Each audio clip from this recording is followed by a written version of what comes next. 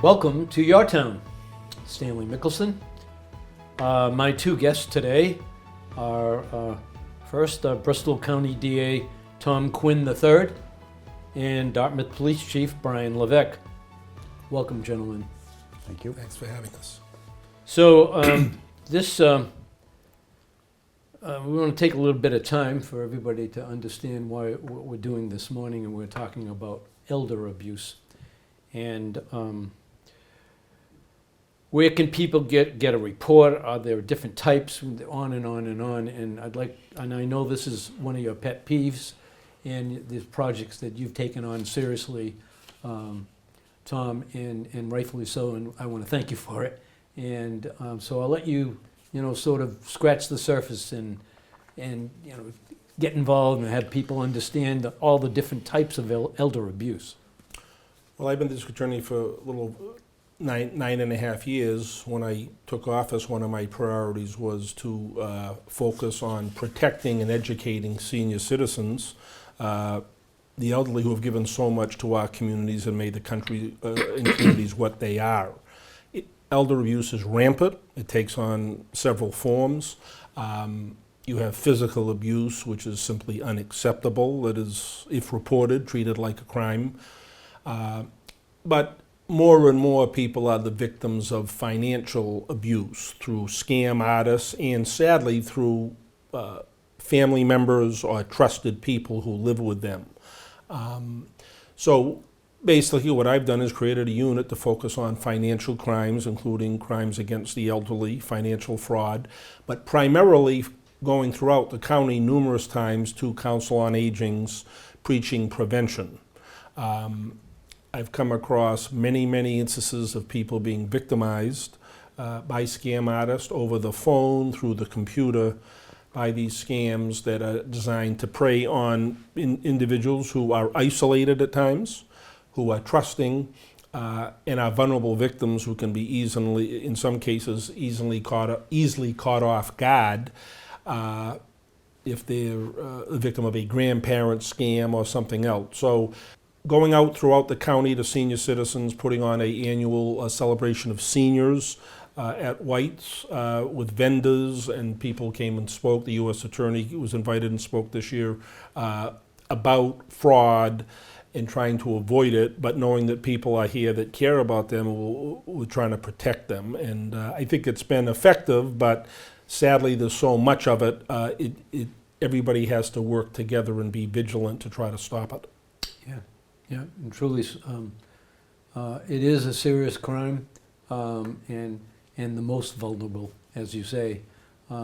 They take full advantage of those opportunities, unfortunately. So, Brian, you want to follow up on that? Yes. Locally? Yeah, so, I can talk about what we're seeing, here in Dartmouth. This is going back to the beginning of the year. We had our crime analyst just kind of look at all the different types of crimes we deal with, and then out of those crimes, how many affect the elderly. And under law, for the most part, they recognize that age bracket being anyone over 60.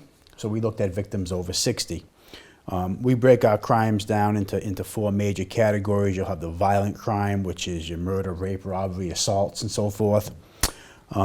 We see that 13% of the victims we've dealt with so far this year have been over 60 years old. Property crimes are burglary, stolen property, larcenies, and so forth.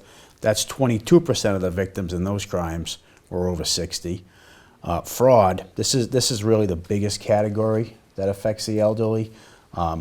They're constantly targeted with various types of scams, some of them over the phone, email, computers, or even going door to door with people. And we saw in the fraud category, 33% of the victims were over 60 years old. And the final is just kind of a catch-all category. We have missing persons, lost property, disturbances, stuff like that, and that's 20% in that particular category. I can go into more detail on some of the specifics, and these things run the gamut as far as what they're doing, and they're always coming up with new little ideas and twists on it. But a lot of them have the same characteristics at heart, and that's the things really to look for. Is you get some phone call And what they try to do is put pressure on you. They say, hey, your grandson's in jail, or we're the IRS and we're coming to arrest you, or some kind of law enforcement agency. And what they're really trying to do is just extract money. And the way they try to get that money, though, and they've got to be somewhat creative. Western Union used to be real popular. They'd have you send them money by Western Union. Now we've seen the trend moving towards cryptocurrencies like Bitcoin. So they'll have you take your money, convert it over to Bitcoin, and send it to them. And what these methods have in common is the fact that once they've sent it off, it's very hard for us to recover it. Whether that's Western Union, Bitcoin, or whatnot. Once you've initiated that transaction, it's nearly impossible for us to recall it at that point. And that's what they want. They want to, because at some point the person is probably going to realize when they talk to friends, family, they call us, they're going to realize it was a scam. But then those, unfortunately, are shamed in a lot of cases. They could be. Right. They could be. They don't report it because they're so, Right. They feel bad they made a bad decision, but very Yeah. costly. Yeah. And we do get reports on it, and we do the best we can to help out. We'd always recommend, if you're hesitant about doing something, call us ahead of time. Call friends, call family, run it by somebody else. Don't just react too quickly, but they do put pressure on people to try to get them to react basically without thinking about what they're doing. Yeah. We put out an alert recently over our social media. Something we're dealing with locally is the door-to-door. Someone will show up and they say, hey, I just did a job in the area. I've got a bunch of extra asphalt. Would you like me to pave your driveway at a very reduced cost, okay? And they will do some work, but it's not what you anticipated. And what we run into with that particular problem is it fraud? Is it a violation of the law? Or is it a violation of a civil agreement you had for work done? And that's what they try to push people into is to kind of get the police and the district attorney out of the picture and say, no, we had an agreement to do work, and yeah, we did some work, and they just weren't satisfied with the quality of the work. So that's something that we've taken reports on just this week for. So that's out there and that's ongoing right now. Especially in the summertime with this asphalt thing. Sure. Yeah, and they do this purposely. They put Yep. on more asphalt on their trucks Right. than they really need for the job, and they go up and down these streets. Yeah. Knocking on doors, especially even businesses. Look for, if you own some property, geez, I got a great price for my asphalt because I remember last time I did it was nowhere near this. Yeah. And I think we all understand that. one of the prices I heard was like $300, and you're not going to get a driveway paved for $300. At least not the way you think it's going to be paved. Not at all. In one of the bylaws we have in town to help protect everybody in town with the door-to-door sales is that they are required to register with the police department. And we issue them an ID that contains a picture. You can also call into the department and verify that they are permitted to do that. So that's one of the ways that we try to protect people. So if someone does come to your door, you can ask them to see that. They should have it displayed, but if they don't, ask to see it. If you're still hesitant, you can call the department and we can verify that they are licensed to go door to door. Sure. And we do pre-screening of those folks. Yeah. You're the guys that help us find these people. So anything you want to follow up on that, Tom? No, I think as the chief mentioned, and I've seen the Bitcoin currency, or however you want to characterize it, once you send that money, it's almost impossible to get it back. And even if you sent the money immediately, called the police, which is not what's going to happen most of the time, it's gone. And I get involved in a couple of cases. People called me. I was on vacation one time, and Las Vegas was one of the destinations through UPS, which was fake, and then Bitcoin. It's a psychological game.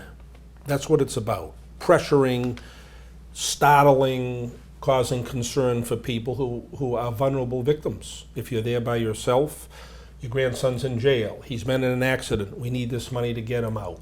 That's going to prey on people's emotions. The IRS, nobody wants the IRS after them. I haven't heard of much of that lately, but 5 years ago, pre-COVID, do you want the IRS to come to the house and arrest you? We've had, U.S. Marshal scam through giving identity. U.S. Marshals are gonna not if they come, you're not gonna know it until they're in your house and they grab you. Right. So you have to be vigilant, but what I'm really preaching is your grandchild is not in jail. If 1 in a million they were, they can sit it out to the next morning, okay? And you just have to be disciplined and not answer the phone if you don't know who's calling. Doctors' offices are going to leave a message. Dentists, scam artists aren't. Now, again, if I'm sitting at home today and I've got time and the phone rings and I answer it, you have every right to do it. But once you engage with these people, it's trouble, and some people can't extricate themselves from it. So I've spent, gone to many council on agings talking to people about the approach of prevention, because it is rare that if someone is scammed, they'll never get the money back. They're gone. One case, I think it was in Mansfield, they did call the police right away, like an Uber driver was going to come by and get the money, and somehow that worked, and they did arrest the person. But once the money's gone, it's gone. I mean, again, these scams, as the chief said, they alter them. There's always an angle. They change something. The computers, people are on the computers all the time. You're not going to get free gift cards on the computers from wherever these places are. It's not going to happen. You may think it is. So nothing's for free when all is said and done. And I'm just preaching discipline. If we have an investigator who follows up on these matters, I've hired an investigator, so we have put a lot of work into this. But the reality of once you submit to them, the money's gone, and it's going to bother you. I mean, if you give $5,000, I mean, I've heard hundreds of thousands, but thousands of dollars have been given by people who, I don't know what their means are, but they certainly wouldn't want to part with it. If I got scammed for $500, that would bother me for a while.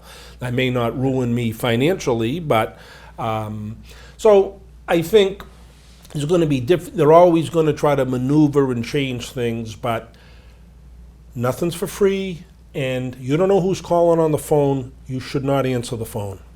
So this question I have next is more for family members that maybe not have contact with their mothers or fathers or aunts or uncles, but whatever, or even friends. And what are the signs of elder abuse with bruises and things like that? There's a whole list of, bruises, cuts, scars, basic hygiene, adequate food and water, clean, appropriate clothing, lack of medical aids, glasses, walkers, teeth, hearing aids, etc., sunken eyes and unexplained weight loss, and untreated bed sores.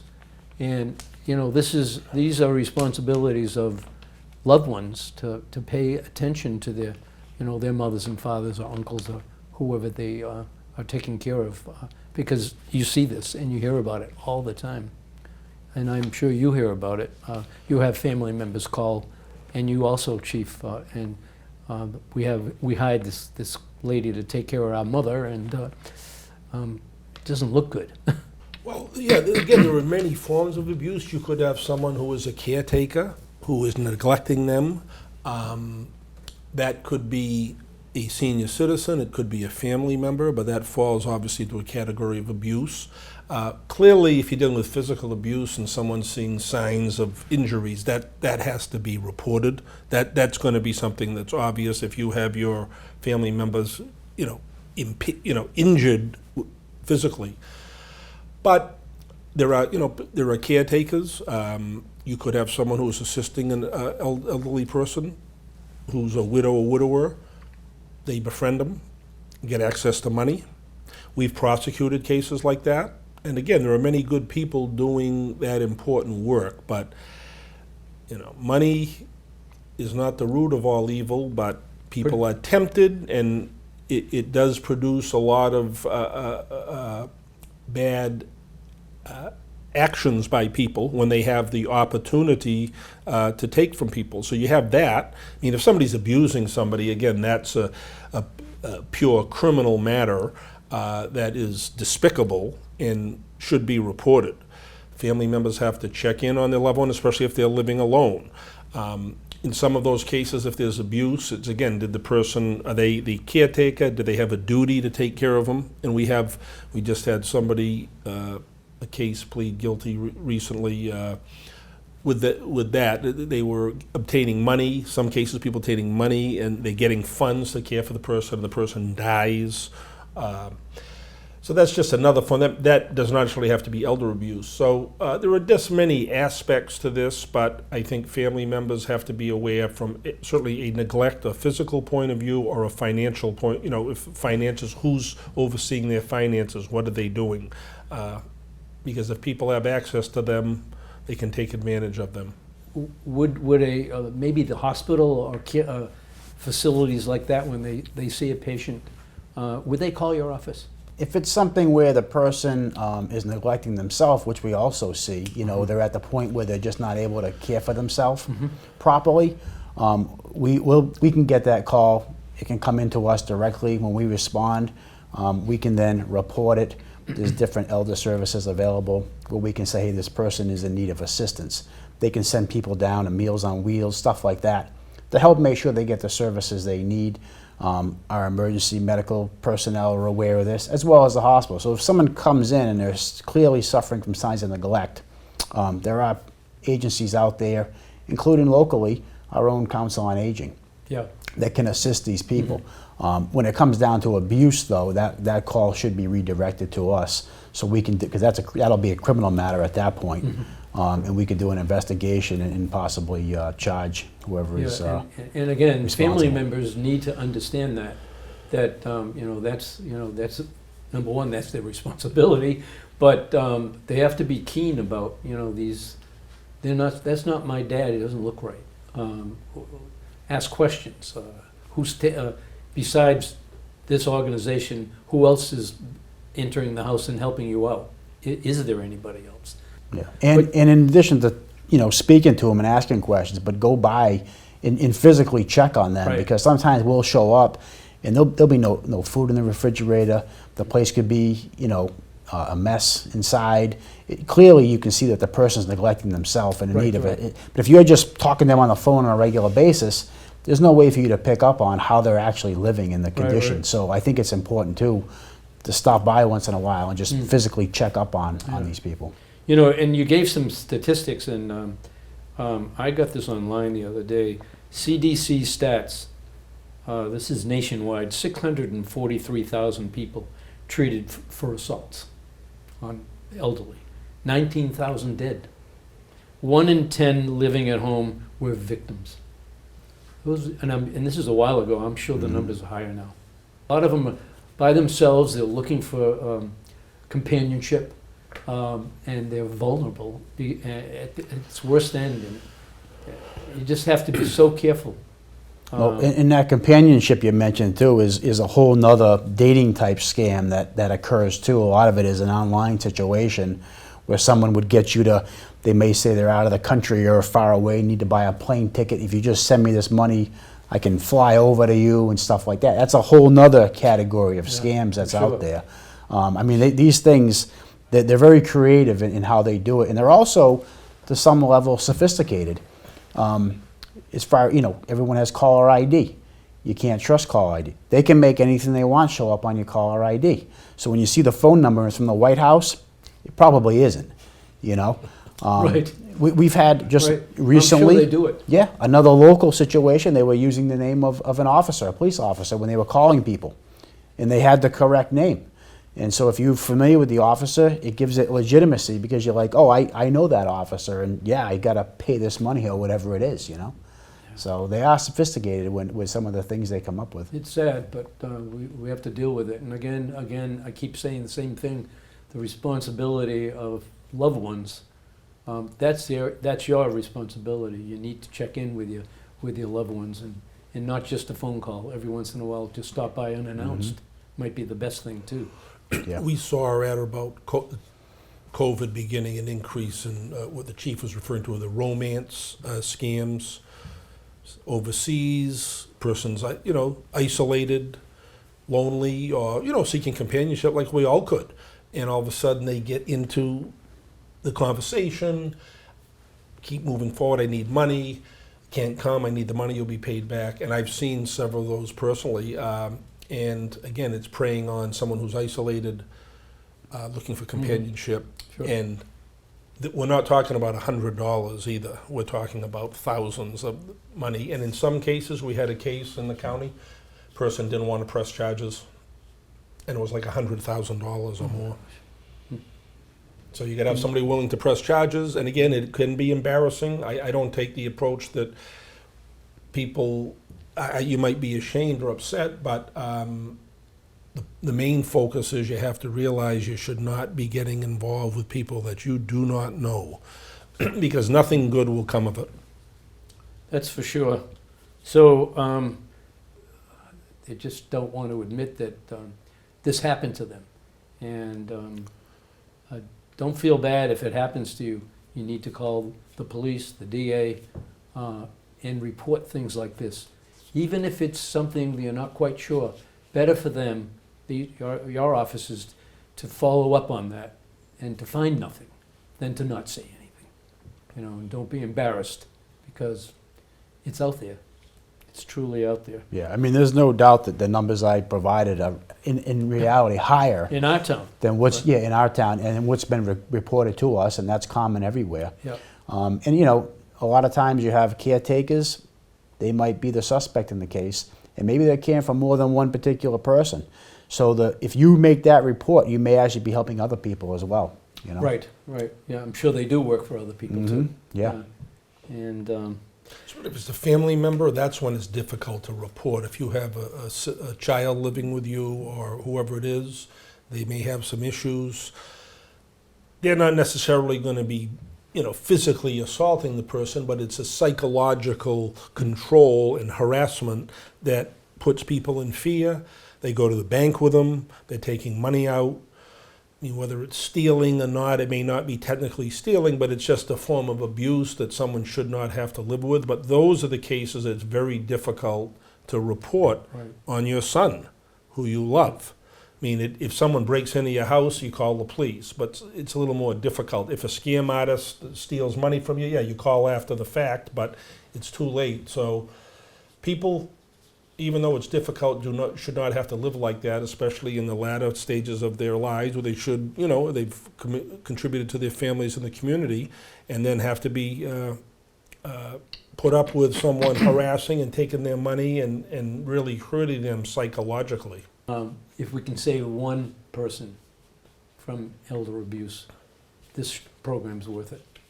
So if there's anything else that you'd like to end up with, a comment? I think I would just reiterate that Chief and people care about our senior citizens, and I think the key really is awareness and prevention. The senior center endowment's been very helpful with that.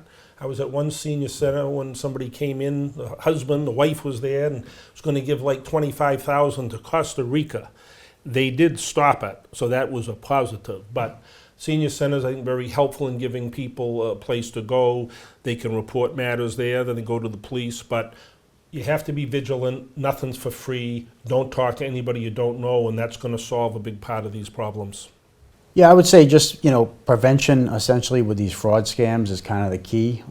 Once the money's gone, it's probably gone, and you're not going to get it back, unfortunately. We'd still like you to report it, just so we become aware and can maybe spread the word and help someone else. When it comes to actual abuse, try to maintain contact, communication with other people. A lot of times isolation really is a breeding ground for this sort of abuse. And it could be used as a weapon essentially to keep that person under control, keeping them isolated. So being able to get out, maintain relationships with friends and family, not only is it a healthy activity for people to do, but I know the Council on Aging locally runs a lot of great They do a programs. great job. They're very popular. If there's nothing else you have going on, maybe stop by there and see what they have going on, Yeah. and it could be something you get involved with regularly.